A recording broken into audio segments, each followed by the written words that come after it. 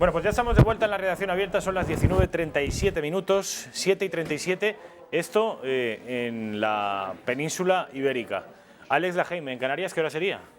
Una hora menos, ¿no? ¿Qué tal, Rafa? ¿Qué tal, Alex? Estoy ¿Cómo aquí estás? peleándome con el micro. No, pero ya lo tienes bien, ¿eh? Lo tienes... Se me acaba de caer. Sí, bueno, pero eso es indiferente porque se va a escuchar igual de bien. Si se cae durante este rato, pues... No, lo tienes bien porque además está sujeto con el botón. Raquel, quítame este sonido, por favor. Gracias. Bueno, Alex Lajeime lo conocen ya. Ha venido muchas veces, lo conocerán por la redacción abierta y muchos de ustedes también lo reconocerán porque es una de las caras más identificables de Cuarto Milenio. Uno de mis programas favoritos con, iba a decir uno de mis presentadores favoritos, no, es a mi juicio el mejor comunicador que tenemos en España, que es Iker Jiménez. Y que Alex tiene la suerte de trabajar todas las semanas con él. Es el naturalista de cabecera de Cuarto Milenio y además últimamente, Alex, cuán buenos serán tus temas que estás abriendo siempre el programa, ¿eh? Bueno, no siempre, pero no siempre, las pero últimas... a veces sí me toca arrancar el programa como con una especie de efecto de arrastre, ¿no? A veces nos toca competir con programas en otras cadenas y en nuestra propia cadena y muy potentes, nos ponen a una hora incivilizada, al día siguiente de la emisión, que es el domingo, la gente tiene que madrugar y entonces pues cuesta. Alex Lajeime es una persona, bueno, en fin, que como se podrán imaginar ustedes, ama a los animales. Hoy ya les he dicho que no vamos a hablar de animales porque vamos a hablar de uno de los temas en los que Alex es especialista, que es canibalismo. Además, la percha, que en el argot periodístico significa la excusa que tenemos los periodistas para hablar, traer un tema a colación, nos la han puesto a huevo. Hace 2 semanas o 3 semanas un evangelista, no sé si era un predicador, fue asesinado y consumido por una serie de caníbales en una isla. Supuestamente porque nadie se atreve a pisar aquello. Nadie se atreve. Supongo que habrán conocido esa historia. Bueno, pues con esa historia vamos a desarrollarla y vamos a hablar de algunos aspectos más y con cierta profundidad sobre el canibalismo. Pero antes, y la actualidad obliga, me gustaría hablar con Alex y pedirle su opinión respecto de un texto que has escrito en el debate.es que ha tenido mucha repercusión, que se está viralizando con gran velocidad y en el que hablas, como todos los que pasáis por aquí, es ineludible plantear la cuestión porque está siendo un fenómeno, ya se llama el fenómeno Vox. Y en tanto que Vox es un partido que entre sus ideas fuerzas está el respeto por las tradiciones españolas, incluida las tradiciones cinegéticas, la caza, la pesca, los toros, la tauromaquia. Esto es algo que hasta ahora, no sé si estarás de acuerdo conmigo, ningún partido había hecho bandera de ello. Estaban los cazadores, los pescadores, los aficionados a los toros, estaban de alguna manera olvidados. Pues de una manera tibia o intentando contentar a todo el mundo, los partidos más o menos grandes, con opciones de tener diputados y tal, pues ni prohibían ni defendían, estaban ahí apoyando, pero muy tibiamente. Ha llegado este partido y ha cogido el toro por los cuernos, nunca mejor dicho, y abiertamente, sin tener miedo de lo que pudieran decir, porque este partido, por lo que yo he visto, se caracteriza por decir lo mismo en todos los lugares. O sea, dicen lo mismo aquí en Madrid y en Murcia, aunque estén hablando del trasvase del Tajo Segura. O sea, dicen lo mismo, al que le guste bien, al que no, pues también. Y entonces... Hay mucha gente que no le gusta, ¿eh? Ya están viendo ustedes las reacciones, incluso reacciones de tipo violento. Claro, entonces, pues en el tema del mundo rural, porque aquí se habla de la caza, algunos periódicos han hablado de la caza y de los toros como esas dos cosas, pero que va, o sea, es un mundo que abarca granjeros, agricultores, ganaderos, gente del circo tradicional, los zoos mismamente están puestos en cuestión, los acuarios, el sector de las mascotas. O sea, que es un mundo riquísimo, sí, que estaba siendo olvidado. Sí, los propios recolectores de nuestros pueblos, bien sean de corcho, de la resina, en fin.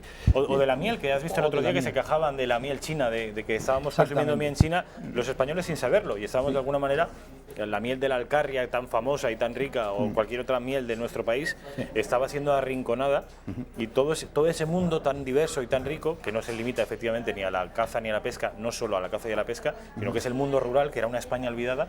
Ha habido un partido que ha hecho bandera de ello, se ha atrevido a hacer bandera de ello, desafiando a los convencionalismos de la corrección política. A la corrección política, que es lo que está detrás de todo esto, porque cuando hablamos del mundo rural, el propio presidente del partido, el señor Abascal, ha dicho en varios foros, dice, y además esto viene atacando directamente al sector alimenticio, a la industria alimentaria mundial, y puso como ejemplo aquella absurda y vergonzosa manifestación contra una cadena de cafeterías o de restaurantes que tienen como emblema el embutido ibérico, ¿verdad?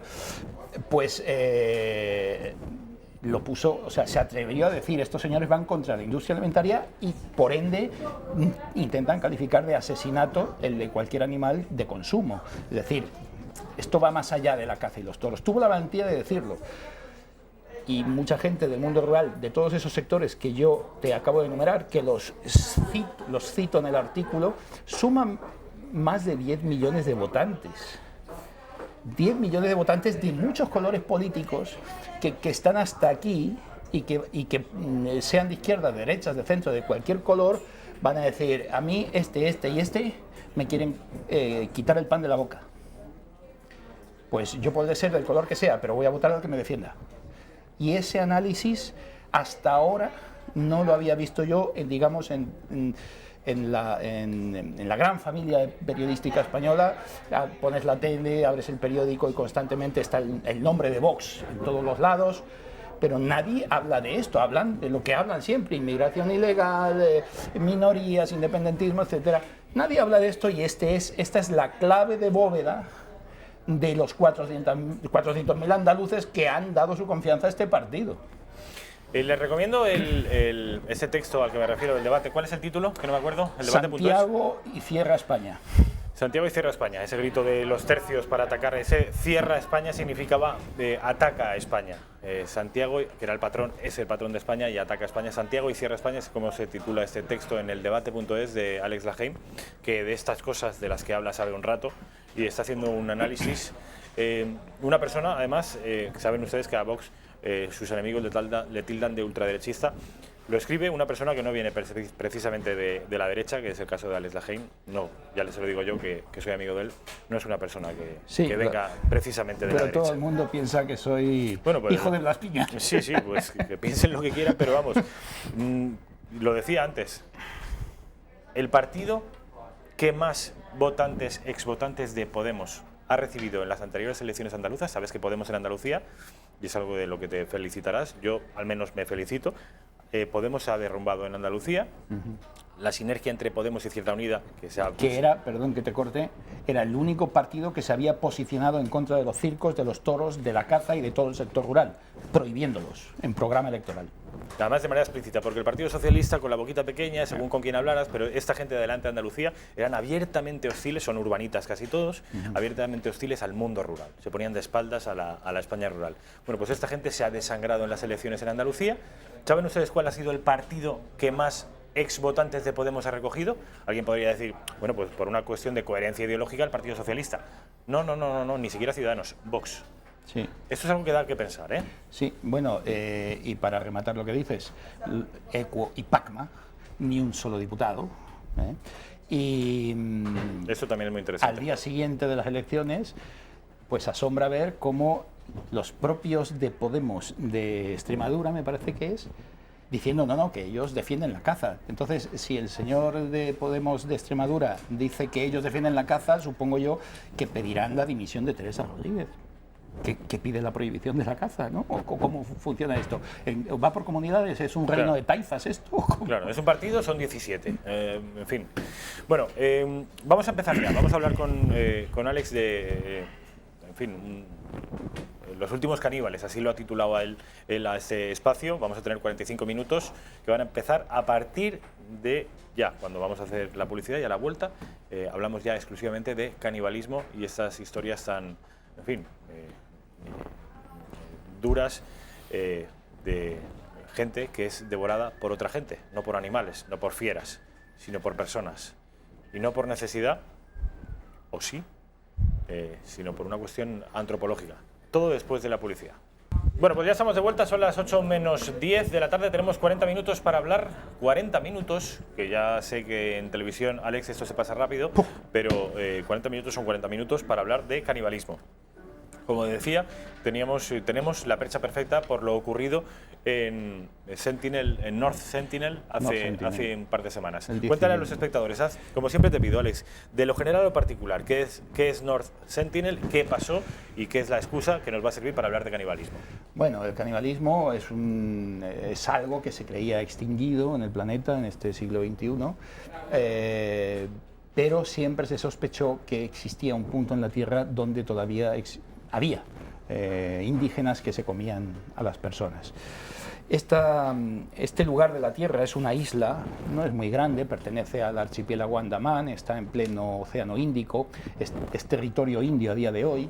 Vamos a ver, mientras nos explica Alex, por favor, Raquel, las imágenes, porque tenemos imágenes precisamente de esa isla india a la que se refiere Alex Laje. Perdón, Alex.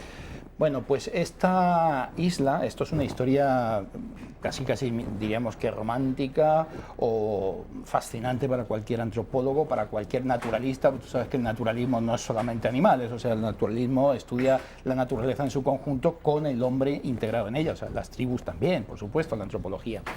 Bueno, esta isla, que tiene unos 72 kilómetros de ancho, de largo por 8 de ancho, es una isla virgen. Es una isla con arenas blanquísimas, con arrecifes de coral, con selvas exuberantes, con vegetación, con animales, hasta con volcán. Tiene de todo, es un paraíso en la Tierra. Y cualquiera aficionado a la naturaleza estaría tentado de ir allí si no fuera porque si vas allí y pisas la arena de la playa, literalmente te comen. Tal cual. Esto es así. El primero en citar la isla hace 2000 años fue Ptolomeo. Que esto viene de lejos, no me digas. Sí. Y ya se refiere a ella como la isla de los caníbales. O sea, esto viene de largo. Lo siguiente es englosar la belicosidad y el canibalismo de los sentinelenses. Fueron los árabes que en sus crónicas de China y de la India en el año 851 ya dijeron y dejaron claro que estos indígenas se comían a la gente. Posteriormente, Marco Polo, en el siglo XIII, te lo voy a leer textualmente porque es una cita, dejó escrito esto: son antropófagos con cara de perro. Si un extranjero llega a sus tierras, son tan salvajes y despiadados que lo matan inmediatamente y acto seguido se lo comen. ¿Esto Marco Polo? Marco Polo. O sea, la cosa viene de lejos. Posteriormente, otros exploradores y viajeros, Niccolo Conti en el 1446, Cesare Federici en el 1569 y otro célebre capitán y marino escocés, Alexander Hamilton, en el 1725, también confirmaron en todos sus viajes y escritos la belicosidad de esta población de la isla North Sentinel en el archipiélago Andamán. Esta población humana, según los antropólogos, lleva ahí casi 70.000 años. Casi 70.000 años. Parece ser que proceden de los primeros humanos que salieron de África y colonizaron fuera del continente negro otras latitudes. Es algo realmente... Casi 70.000 años. Sí. O sea, los primeros vestigios humanos. Mira, la anterior tribu que estábamos viendo creo que eran los Korowai. De Papúa. Pero estos sí que teóricamente son de piel muy oscura. Ahí están viendo. Son negros, muy negros. Y los indios no son negros. No tienen nada que ver con otra etnia, otra raza. No, por supuesto, son antiquísimos. Solamente se conoce, no se sabe ni su filiación racial, ni su idioma, no se sabe nada de ellos. Lo único que se sabe es que su fase cultural es el paleolítico. O sea, ellos viven como cazadores-recolectores paleolíticos, auténticamente. No han tenido nunca contacto. Esa fotografía es muy famosa, ha salido en muchos periódicos. La humanidad no tiene un deber moral para con ellos, para sacarlos del paleolítico y llevarlos a la edad moderna. No creo. Las ONGs como Survival International ¿se negarían? No, hablan claramente de que ellos están en su derecho de vivir sin tener contacto con nadie. Esa isla es su territorio, su casa. Además, esta es una población que ha vivido sin contacto con los humanos, repito, contacto, digamos, continuado desde hace casi 70.000 años, y es una de las poblaciones más vulnerables del planeta Tierra.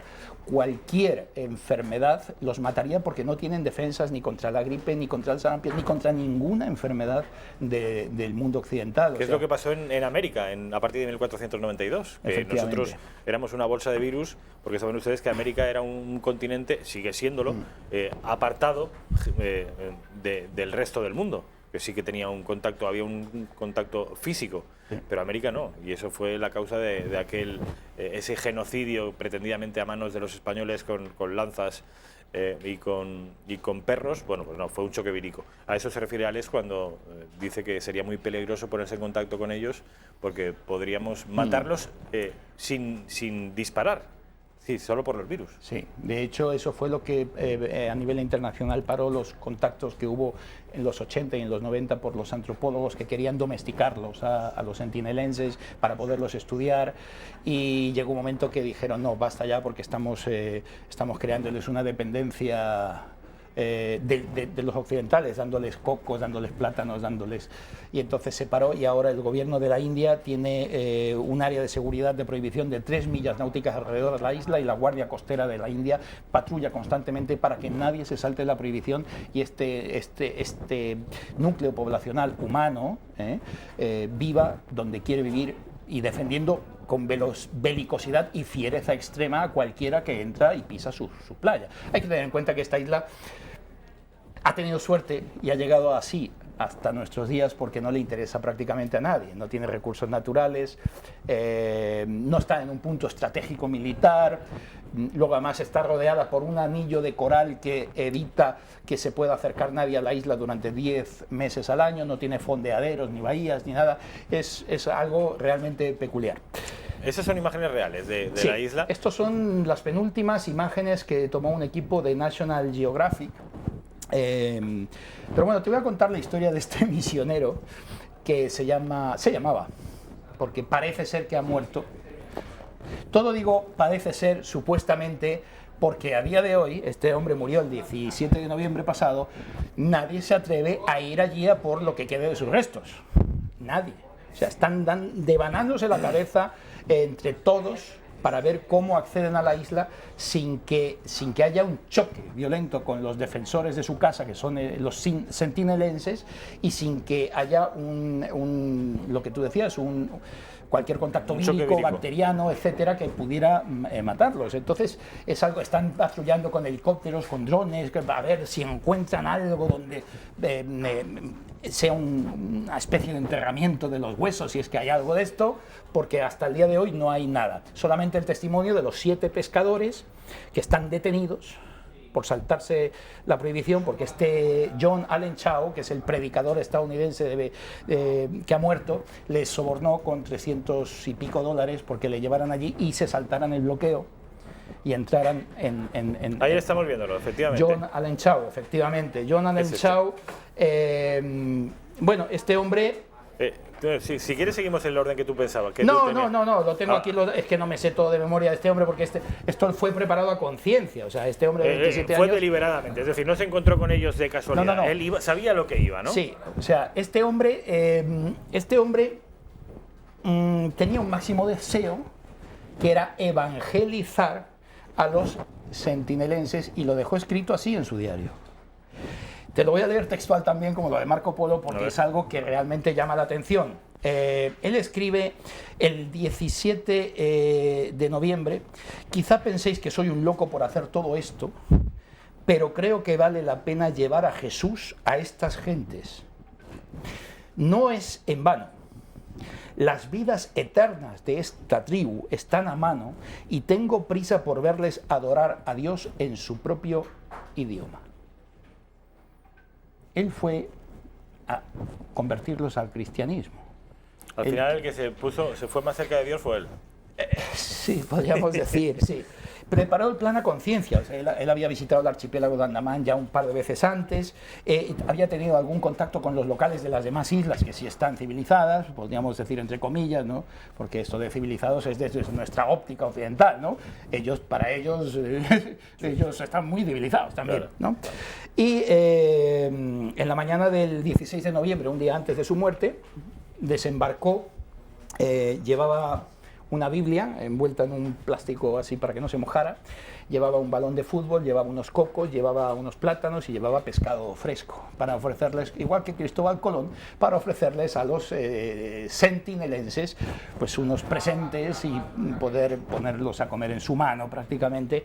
Bueno, el caso es que nada más pisar la arena se le acercaron una avalancha de negros, y digo negros porque son realmente de color carbón, y con la cara pintada de amarillo, y un niño que iba con su padre, suponemos, o con algún familiar suyo, cogió el arco, o sea, desde pequeños saben guerrear como espartanos, por lo visto, cogió un arco y le metió un flechazo a la Biblia, y cuando vio que la Biblia quedaba atravesada por una flecha, salió corriendo a la barca y rápidamente al barco de los pescadores que estaba fondeado allí, ¿no? Un poco más allá. O sea que se salvó. El primer día sí, pero tú sabes que en los años 70 había un programa de televisión española de Pedro Costas, ¿no? Que hablaba sobre los riesgos en la carretera de los automóviles, y luego al final decía, pero qué bueno sería tener una segunda oportunidad, ¿no? Y ese coche que salía en la cabecera, que se destrozaba contra una piedra gigante, volvía otra vez y volvía a entrar en la cabecera, en la entradilla, y bordeaba la piedra. Bueno, pues este tuvo su segunda oportunidad y no bordeó la piedra. No la bordeó. Fíjate, vuelve a escribir en su diario después de que el niño le pegara el flechazo en la Biblia. O sea, le habían advertido ya, no estás invitado a nuestra casa, no eres bienvenido. Bueno, escribe en su diario, no quiero morir, podría volver a Estados Unidos, porque me parece que quedarse aquí significa una muerte segura, pero regresaré mañana a la isla rezando para que todo vaya bien. Esta fue la última anotación que John Allen Chau escribió en su diario. Al día siguiente volvió a pisar la isla y a voz en grito le dijo a los sentinelenses, mi nombre es John, os quiero y Jesús también os quiere. A voz en grito, con las manos abiertas. Fueron sus últimas palabras, ¿no? La lluvia de flechas que cayó sobre él oscureció la blanca arena de la playa. Los pescadores, los 7 pescadores que estaban en su barco observando todo, vieron cómo John Allen Chau moría inmediatamente, y vieron cómo le ponían luego una soga al cuello y tiraban de él y se lo llevaban a la espesura de la jungla. Y fueron las autoridades indias a contar lo que había pasado y automáticamente los detuvieron por haber cometido un delito flagrante. Así fue la historia de este hombre. ¿Se lo comerían? No lo sabemos, pero pero sabemos que son caníbales. Nadie lo ha podido. O sea, mira, el primer dato que hay oficial es de 1800 y pico, de un gobernador de las Islas Andamán, Maurice Vidal Portman, que visitó la isla en 3 ocasiones, acompañado de indígenas acabea. Bien, las 2 primeras no pudieron contactar con los habitantes de la isla porque eran tantísimos los que venían con el gobernador que los indígenas se fueron a la otra punta de la isla, prudentemente. Pero la tercera vez se ve que habían aprendido estos indígenas, y cuando desembarcaron en la isla, por mar, habían construido unas canoas ahuecando troncos y venían a toda prisa remando, y era una avalancha de furiosa, además, gritando y con las armas en la mano. Para matarles, y tuvieron que escapar como alma que lleva el diablo porque se les venía una avalancha de negros encima tremenda. Ese es el único contacto que pudiéramos decir oficial primero que se tiene con esta gente. Siglo XIX, ¿no? ¿Me estás hablando? Sí, 1800 y pico, lo tengo por aquí.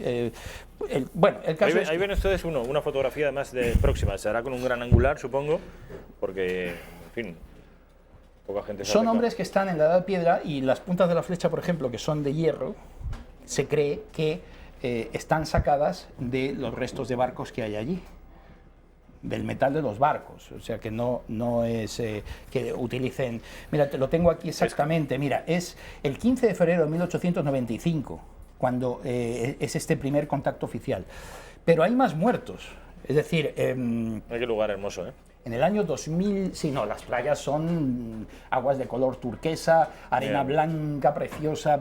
Contrasta con que está lleno de muerte aquello. Sí. Tú lo ves ahí el contraste entre el turquesa del agua y la arena, que es paradisíaca. O sea, viven en un paraíso. Esta gente vive en un paraíso.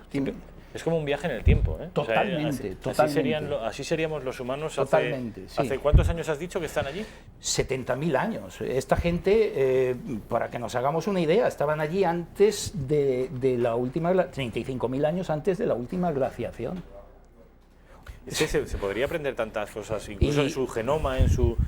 antropológicamente son un tesoro. 55.000 años antes de que desaparecieran los últimos mamuts de la Tierra.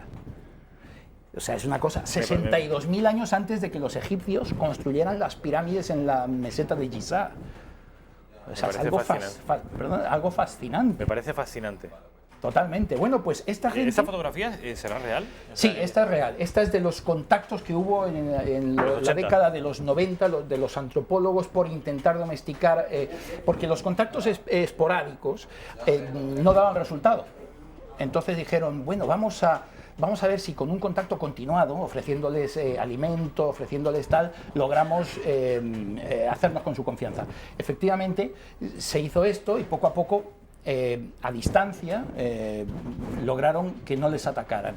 Pero se creaba una dependencia de esa comida, de esos regalos, de no sé qué, y al final lo que se estaba haciendo era interferir en la vida de esta etnia, de esta tribu, que no quiere saber nada del ser humano. La comunidad internacional se echó encima de los antropólogos y viendo que además no tenían resultados prácticos, dijeron, no, se acabó, vamos a dejarles que vivan. Ellos han decidido no tener contacto con los occidentales y hasta que ellos no quieran, no tenemos por qué intentar domesticarlos.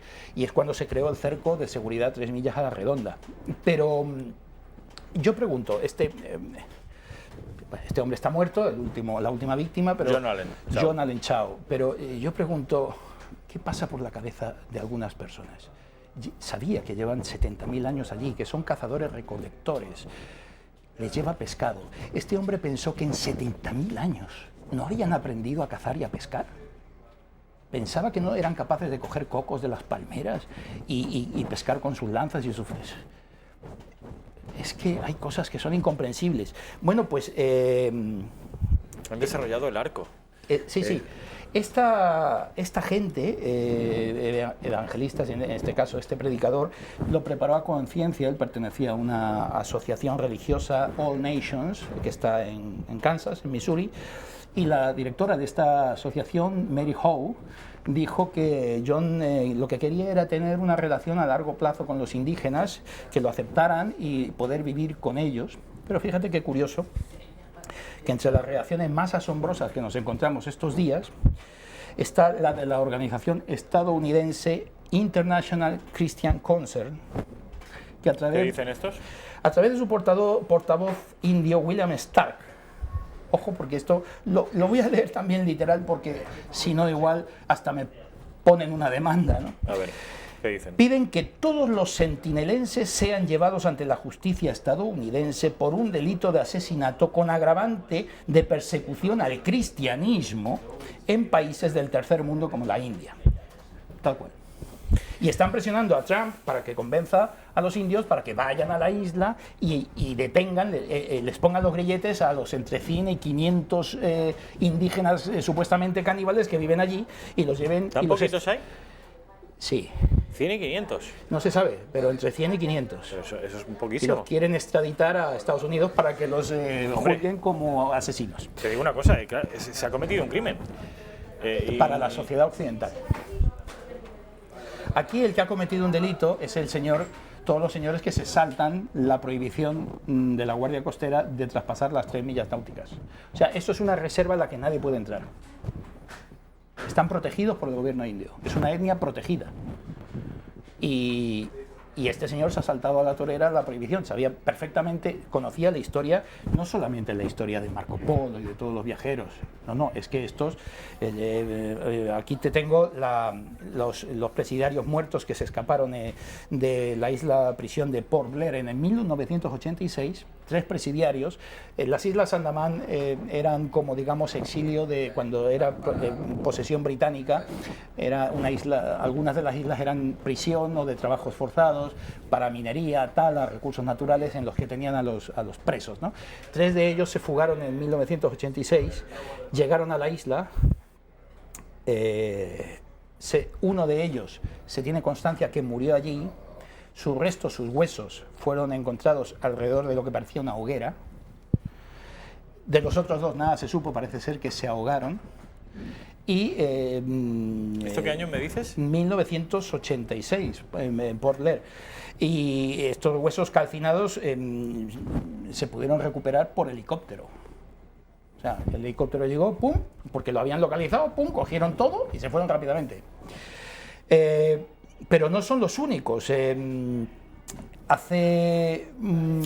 el 2006, hace 12 años, 2 pescadores que se suponía furtivos y borrachos, debían de estar borrachos, llegaron a la isla. No se supo nada de ellos, pero allí queda la barca. Los indígenas, los caníbales del North Sentinel, la tienen ahí como trofeo, la barca de los pescadores. ¿Y de ellos nunca más se supo? De ellos nunca más se supo. Ni de otros muchos que hayan podido pisar la isla y que no hayan vivido para contarlo, ¿no? Aventureros, marinos, en fin, de todo tipo, que no haya constancia escrita. Lo que sí tenemos claro, tú fíjate, aquí hay barcos como el carguero MV Rasley, que en 1977 encalló en el arrecife coralino de North Sentinel, y la Royal Navy los tuvo que sacar de allí a los tripulantes a toda prisa en helicóptero, igual que a los del 106 marinos del mercante Nínive, que también tuvieron que ser evacuados por una sola razón, por la marabunta no voy a decir indios, porque aunque políticamente pertenezcan a la India, pero no pertenecen a esa cultura. No son indios exactamente. Ahí ven ¿no? ustedes, poca son pinta de indio, sentinelenses que se les iban a echar encima armados hasta los dientes y tuvieron que salir a toda prisa. Es curiosa la historia del barco Primrose. El barco Primrose está encallado allí. Es un carguero que el 2 de agosto de 1981, procedente de Hong Kong, encalla en la isla. Las cartas de navegación no le avisaban del arrecife de coral que había allí y encalla. Por la mañana, el capitán del barco se da cuenta de que a unos 10 kilómetros, hay una isla. Mira con los prismáticos y tal, no sé qué, y bien, dice, pues qué bien, pero por prudencia le dice a su tripulación que no desembarquen. Al día siguiente ve que hay unas figuras humanas en la playa de la isla, y entonces coge los prismáticos y dice, a ver si son los rescatistas, hemos pedido por radio que nos rescaten. Y ve que son unos hombres desnudos, no conocen la ropa, son unos hombres desnudos que empiezan a gritar no sé qué, no sé cuántos. Dice, menos mal que nos hemos quedado aquí. Al día siguiente vuelve a mirar con los prismáticos y ve que están ahuecando troncos. Bueno, y ve que hago como Jesucristo, ando sobre las aguas. Vuelve a llamar por radio, oye, mira, aquí tengo unos furiosos individuos muy negros, armados hasta los dientes, lanzas, flechas, hachas, de todo, y están haciendo canoas para poder asaltar el barco y sacarnos de allí. Al final los sacaron in extremis, y el barco, el Primrose, en Google Maps se puede ver, en Google Earth se puede ver, o sea, está allí. Lo hemos visto antes, hemos visto efectivamente un barco, casi un pecio, sí, abandonado. Sí, pues es el Primrose. El Primrose. No sé, pensaba que existiera el canibalismo alimenticio en el planeta Tierra a día de hoy, porque hay que diferenciar entre el canibalismo, la antropofagia alimentaria, nutricional, y la ritual. Hay otros tipos de canibalismo, por ejemplo, los indios Yanomami del Amazonas, a los muertos los creman, los incineran y luego con las cenizas hacen como un brebaje y se lo beben. Es otro tipo de canibalismo ritual. no es estrictamente nutricional, ellos no obtienen sus nutrientes de ahí, ¿no? Es una cosa ritual para que pase la energía de unas personas a otras, etcétera. Sí, es una cosa mágica, vamos. Tampoco es el canibalismo de los monjes Agori en la India, ¿no? Que son unos monjes que, no sé si sabes, comen cadáveres. Los cadáveres, esta es una casta de la India que cree en el dios Shiva. El hinduismo los tiene separados de ahí por comer cadáveres. Ellos que tampoco, que van desnudos y van pintados con ocres y con en fin, tintes naturales. Ellos, todos los cadáveres que no son cremados y que se tiran al Ganges, tú sabes que se tiran al Ganges, ellos los rescatan y se los comen. Viven de eso. En las ciudades son apestados. Pero eso es carroña. O sea... Sí, es canibalismo, podríamos decir necroantropofagia, ¿no? Claro, pero sí es nutricional, pero no es canibalismo entendido como voy a asesinar a alguien, voy a matar a alguien expresamente para luego comérmelo. Eso pensábamos que no existía, hasta que se descubrió la tribu que tú has mencionado antes, que hemos sacado las imágenes, que son los Korowai de Papúa. Son precisamente estos que están viendo, pero vamos a hablar de ellos porque nos tenemos que ir a publicidad. El último corte, Alex, si te parece, hablamos de ellos, que estos deben ser menos hostiles, puesto que tenemos imágenes más de cerca. Sí, pero son más peligrosos, porque estos sí sabemos que se comen a la gente y cómo se la comen. Después de la publicidad. Ya estamos de nuevo, son las 20 y 19 minutos, las 8 y 19 minutos. Tenemos 11 minutos exactamente, Alex, para la última fase de este especial sobre canibalismo, sobre la isla de North Sentinel, que ya han visto ustedes el miedo que da esta gente, estos habitantes, de 100 a 500 habitantes, caníbales o presuntamente caníbales. Lo que sí sabemos es que son muy agresivos y que llevan aislados del mundo, haciendo honor al lugar en el que viven, una isla, aislados del planeta, 70.000 años, nada más y nada menos. Bueno, ¿por qué nos vas a hablar de otra tribu que se llama los Korowai? Que bueno, de las últimas imágenes que hemos visto, Raquel, eran de ellos precisamente. Vamos a ver si las podemos ver. Sí, los Korowai fueron descubiertos en los años 70. Es una tribu que vive en Papúa Nueva Guinea y que viven en chozas árbol. Viven y hacen su vida y duermen en chozas elevadas del suelo. Los antropólogos llevan años intentando negar la mayor de que existen tribus caníbales a día de hoy. De hecho, se están esforzando estos días mucho los antropólogos indios en decir que lo del canibalismo de los sentinelenses es una leyenda, que no existe y tal. También lo han dicho de otras etnias, ¿no? ¿Por qué se interesa en negarlo? Porque da mala imagen. Bueno, pero da mala imagen, pero ¿a quién le da mala imagen? Al turismo. Pero es que ahí nadie va a ir de vacaciones. Sí, a Papúa sí. Ah, bueno, a Papúa, vale. Sí, mira, aquí tenemos el caso, por ejemplo, te puedo decir, en el año... Papúa Nueva Guinea, Oceanía. Sí, en el año... lo diré, aquí, sí, en octubre del 2011, un alemán, Stefan Ramm, 40 años, durante el viaje que hizo con su novia a la isla polinésica de Nukuhiva, bueno, pues desaparecieron. Total, que la policía al cabo del tiempo encontró los huesos carbonizados de alguien entre los restos de una hoguera y con muescas de haber sido descarnados y comidos, y en mitad de la jungla. El fiscal del caso en aquel tiempo se desgañitó diciendo que en fin, esas tribus y otras no se comían a nadie y que ya no existía el canibalismo en las Islas Marquesas. Tiempo después, el ADN demostró que los huesos eran del alemán Stefan Ramm. Estoy hablando del año 2011. O sea, anteayer. Sí, más cercano en el tiempo, en el año 2016, hace 2 añitos nada más, saltó también a los medios esta noticia. Los británicos Matthew Loban y Michelle Clemens declararon ante las autoridades de Papúa Nueva Guinea, donde vive la tribu Korowai, que fueron secuestrados en una ruta de senderismo, allí en la ruta Kokoda Trail, y fueron atados, secuestrados por unos indígenas pintados con abalorios y armados hasta los dientes, y que fortuitamente se pudieron desatar, se escaparon y llegaron a la civilización, contaron a la policía lo que les había pasado y estaban llenos de heridas, bueno, esto fue en el año 2016. En los años 70 se descubren los Korowai y también pues empezaron a negar la mayor, etcétera, etcétera, como que hacía 20 años que no se comían a nadie, que eran ya muy pacíficos y que no lo sé habían qué. dejado, Que lo habían dejado.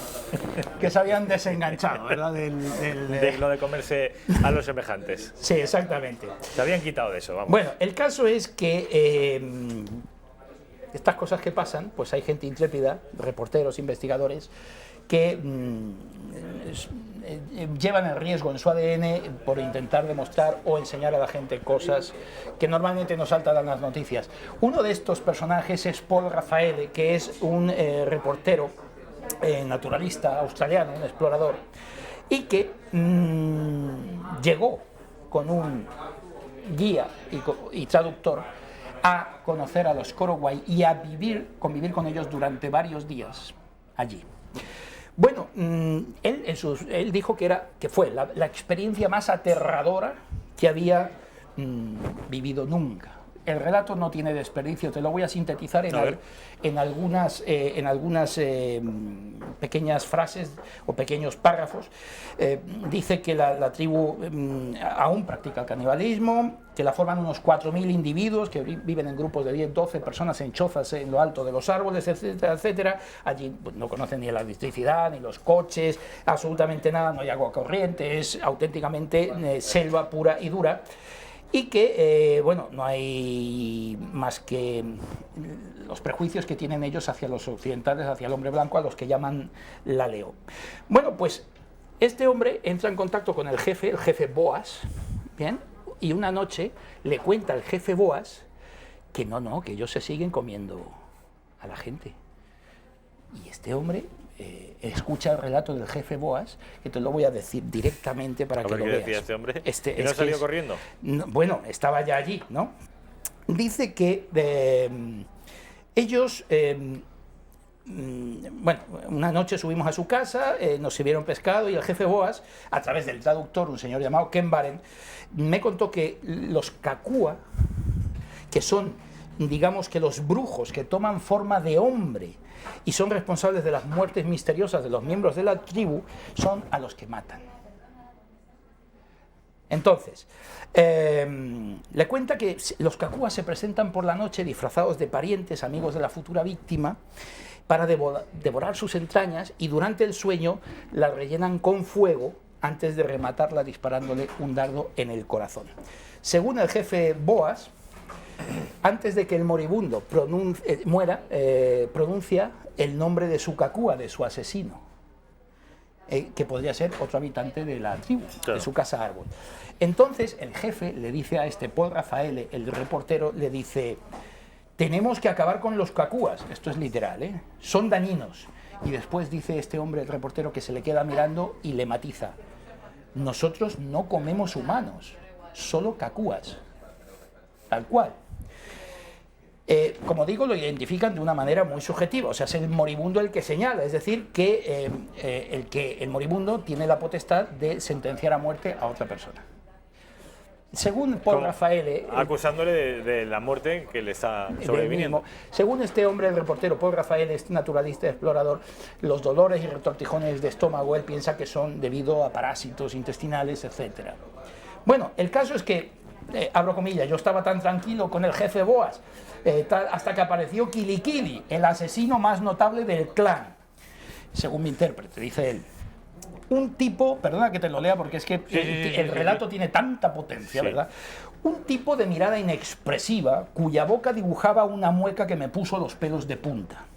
De pronto sacó de una bolsa el cráneo de Bunop, su víctima más reciente, a la que había matado y sacado el cerebro con un hacha de piedra que llevaba colgado al cinto. Hay que ponerse en la situación de noche, en mitad de la selva, con una tribu de caníbales, y llega el asesino mayor de toda la tribu y te pone el cráneo del último muerto hace unos días, ¿no? Al que le ha sacado el cerebro.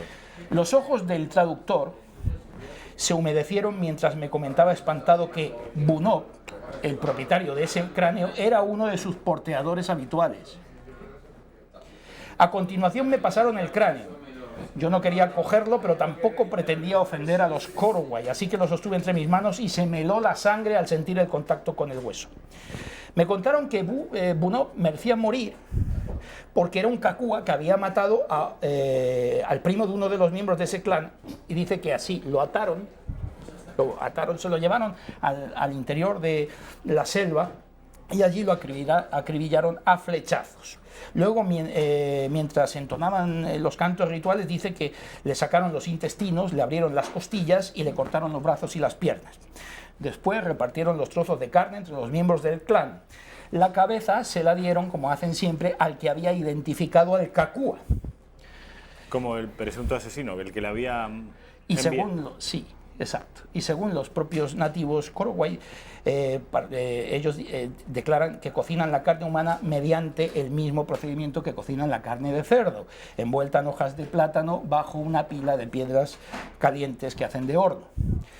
Marcos Palau, estás escuchando, ¿no? Eso es lo que te voy a hacer a ti como te portes mal. Y luego te voy a cocinar, ¿eh?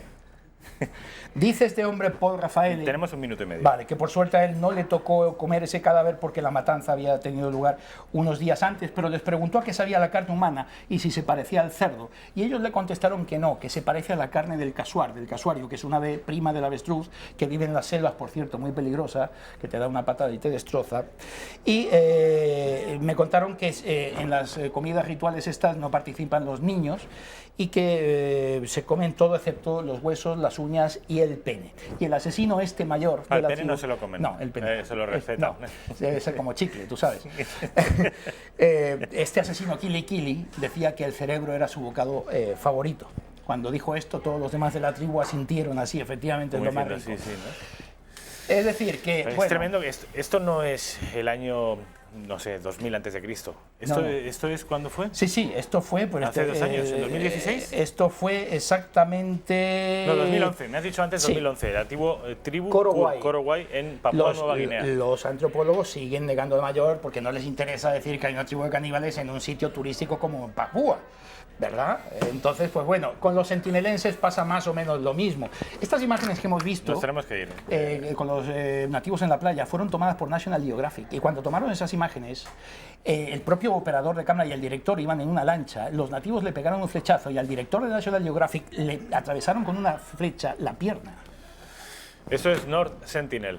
Alex Dahein, ha sido muy interesante y estoy seguro además que en YouTube va a tener un éxito tremendo este vídeo porque me parece una historia, una narración muy bien, como siempre lo hace Alex, que es experto en divulgar estas historias y con un interés tremendo.